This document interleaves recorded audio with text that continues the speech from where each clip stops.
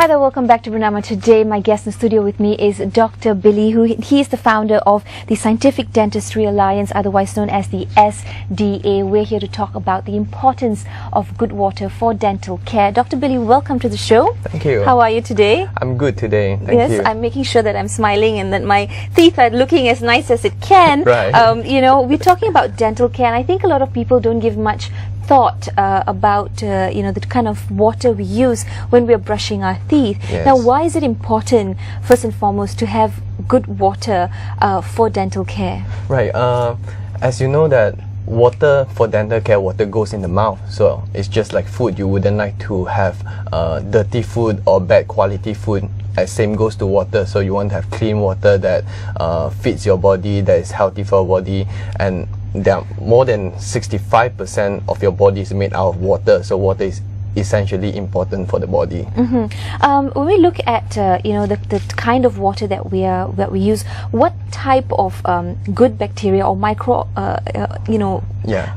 what kind of substances the water have that would be the good choice for our usage? Basically in the tap water that we use, that consists of bacteria. There is a long list of the bacteria that have good and bad. The bacteria can cause the caries. In terms of dentistry, cause caries. It can cause gum disease, and on the other side they also have like heavy metal element that can cause some medical condition, which I wouldn't like to touch about because I represent the dental side.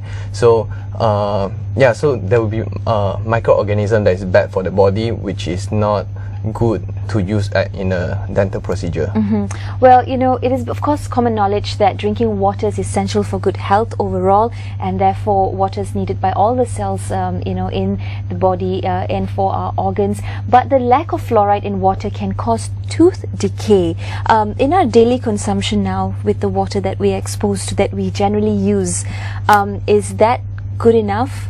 For water, it's actually not the main purpose to get fluoride from the water. The main purpose of the water is to get your body hydrated, and the mineral actually we get from the foods, and then for the fluoride we can get from the supplement like toothbrush. So in the sense of drinking water and the water for the body, is good to have good quality water. Usually people, they think that in the older generation they used to boil the water and then they kills all the bacteria, but as science and technology comes to a different generation, they realize that boiling water is just not enough. It's not good for the body, not good enough for the body, because you might kill most of the bacteria. Some bacteria might live through the boiling process, and more importantly, boiling water doesn't take away the bad metal element from the water, which is harmful for the body. So the recommendation or the suggestion is that you need to have good quality water in terms of no bacteria, also no bad chemical metal element in it.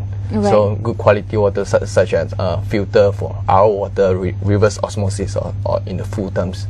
So those are the reasons. Back to the fluoride part, water should not be the only way or only source for that. Right. So in a nutshell, it is important to ensure that the water that we are using is safe enough, good enough, clean enough for our the health of our teeth. It's just not enough to say that the water seems to look clean, but it really does need to be good water. It's also important for kids because they have teeth that are growing and they need to have healthy gums. So it's important that they also are using good water when they are brushing their teeth. Now let's look at what are the current available options for improving the quality of the dental water. Right. There are a few options. Of course, the first one is like we mentioned just now, the filter. The filter can be one filter for whole clinic, or it can be the filter for every dental chair. So it depends, and depends on the company, and depends on the setup of the clinics. And the other option is of course the chemical treatment, where there's one thing they call ozone ozone is, oxygen, we write it as O2, ozone is O3, which can kill all the bacteria and make the water clean. And of course, they have technology that combine both filter and of the chemical part. Right. So okay. these are the options. Well, of course, if you go out there, there's so many options, right? Which one do you choose? So you mentioned the O3 or the ozone. Is that the basic requirement? What would be the other basics that need to meet, or rather the criteria that need to be met to ensure that that particular water is meeting the quality? Right. So the basic we come out with a certain criteria that can meet, that has to meet. The first thing is it has to be not toxic to the body. It doesn't matter what way you use to clean the water. It has to be non-toxic to the body, not trigger any allergy reaction. Basically, these are the two things. It has to be safe to the body. It doesn't have anything to say you must have this method to clean the water, right, as long as the water come out is clean. As long as it meets a certain standard, so that it can be a certain quality. Exactly. Otherwise it will be hard to control that quality, right? Let's talk about the long-term effect or results of poor quality water. Right. The statistically it shows that there's a big relationship between poor quality water and oral care disease, where in the rural area, poor area where they don't have access to clean water, they have higher rate of caries and gum disease. So there's no strong evidence that show that this directly cause the disease, but the statistics show that people who does not have clean water has higher chance to get caries or gum disease. Well, that of course is worrying, because this day and age, visiting a dentist is not only scary but can also hurt the pocket sometimes. So we need to do all that we can to ensure that we are taking good care of our dental health, our overall dental health, to ensure that that there is coexistence of good oral health or hygiene with our overall health as well. Does water quality affect oral health, not just about our teeth but overall oral health? Yeah, it does. Like just now you mentioned that for the kids who are growing, oral water is important. That is actually one of the key points. One of the very common disease we call fluorosis, which related to fluoride, is that when someone, especially kids, when they drink too much water that consists of fluoride, or they eat too much food, sometimes they eat the toothpaste too. So when they consume too much fluoride on their teeth, they have white spots. Right, so I've seen that before on adults and kids. So those are called fluorosis. This is one of the most common disease that caused by if you drink water that consists of too much fluoride. So this is the relation that water can cause oral disease. Right.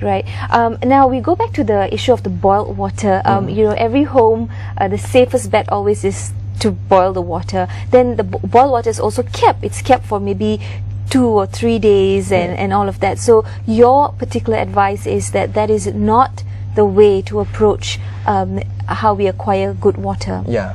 The point is, boiled water, it does kill bacteria. There's no question about it, but it does not remove the metal and chemical element that is harmful for the body.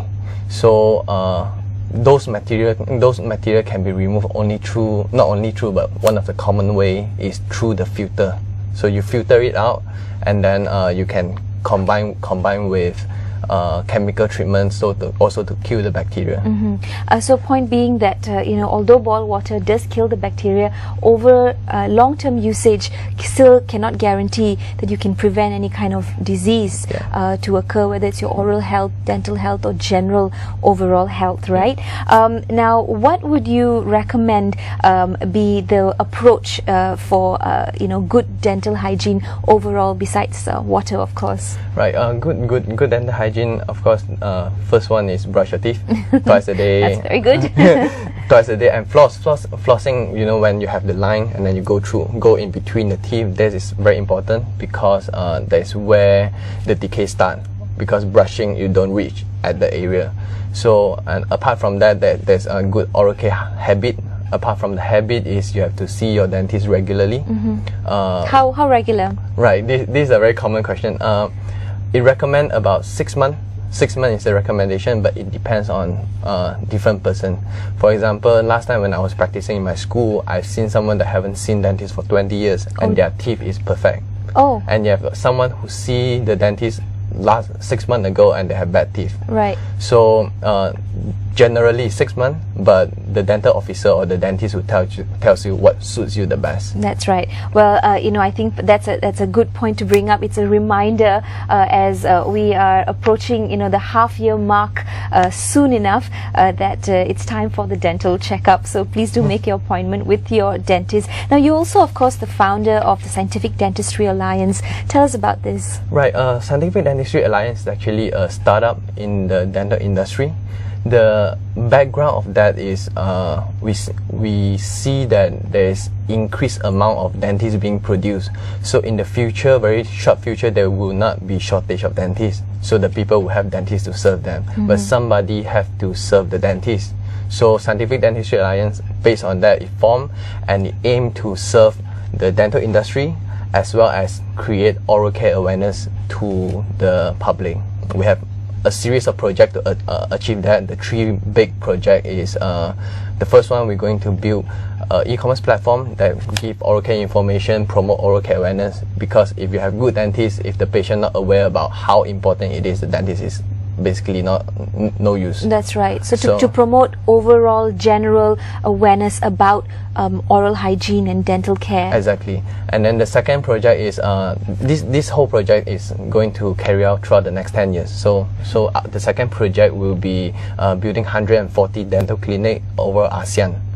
And then the third project will be to build a dental university that provide postgraduate course to the dentists. Right, amazing. And this is all under your watchful eye as a founder of the Scientific Dentistry Alliance. No, it takes team effort. Definitely. But you've got a long-term plan, and here's, wishing you the best with that as you and your team look into taking care of all of us, all of us Malaysians across the nation, and the hygiene of our teeth. Before I let you go, Dr. Billy, what's your quick advice to all our viewers watching today about dental care and oral hygiene? So, dental care is not just about your teeth, it's also about your overall well-being.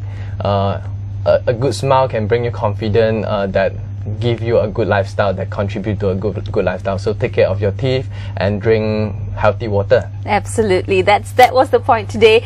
We were discussing the importance of good water overall, and of course for dental care as well. Dr. Billy has highlighted that is such an important fact that many of us sometimes may overlook or oversee. And remember, yes, the smile, right? The smile, it can save lives, it can get you out of trouble, it can cheer up someone, it can make you yourself happy as well. So do remember to keep smiling the rest of the day. That's all the time we have for. Thank you so much for watching. Thank you. Thank you so much.